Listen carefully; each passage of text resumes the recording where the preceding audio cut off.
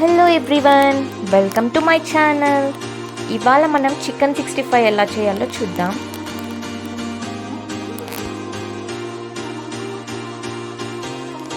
ముందుగా ఒక half KG boneless chicken తీసుకుందాం.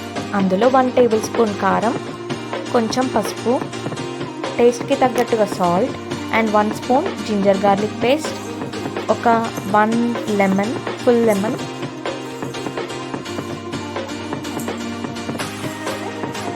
తర్వాత ఒక 2 table spoons corn powder and 2 table spoons బియ్యం పిండి వేసి ఒక 2 టేబుల్ స్పూన్స్ పెరుగు,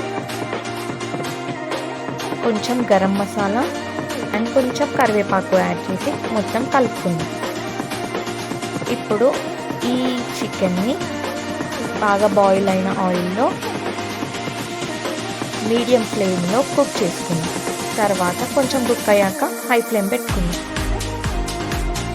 అప్పుడు కొంచెం రెడ్ కలర్లో వస్తుంది. తర్వాత తీసేద్దాం.